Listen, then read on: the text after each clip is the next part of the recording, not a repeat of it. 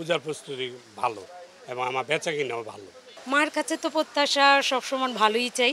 এখানে মূলত শাখাগুলা অনেক ভালো হয় এবং কি দামের প্রাইজের দিক দিয়ে অনেক ভালো হয়, এই জন্য আশা। এখানে তো মেইন শাখার বাজার শাখার জন্য বিখ্যাত। অনেক কিছু কেনাকাটা করলাম, খুব ভালো লাগতেছে, পরিবেশও ভালো।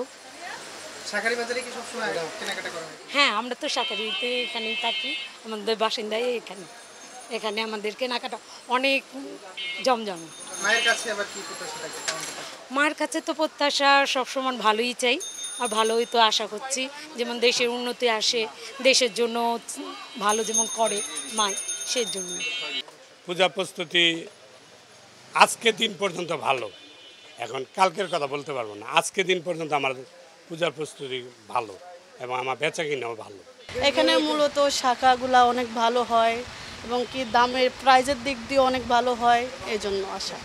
আমরা মিরপুর 1 থেকে সবসময় কেনাকাটা করি। হ্যাঁ, এগুলোর জন্য এখানে আসা হয় আর কি, যেন সবাইকে সুস্থ রাখে, ভালো রাখে, ওইটাই, আর কোনো কিছু না। সবাই যেন ভালো থাকে, মার কাছে এইটাই চাওয়া, আর কোনো কিছু না।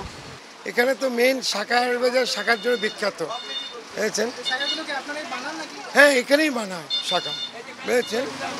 বাড়িতেও কিছু হয়, কিন্তু এখানেও বানায় কারিগর দিয়ে, এরাও বানায় সুন্দরভাবে। বেশি ইন্ডিয়ান কাতান শাড়িটার দিকে তাদের বেশি পছন্দ। ইন্ডিয়ান কাতান আছে, তারপরে আছে আপনার বালু চুরি আছে, তারপর তসর আছে, ইন্ডিয়ান ব্লাউজ আছে, এগুলি তাদের বেশি আকর্ষণটা। দাম নিয়ে কাস্টমার সন্তুষ্ট নাকি? সন্তুষ্ট, আমরা রেজিমেন্ট প্রাইসই তাদেরকে দেই।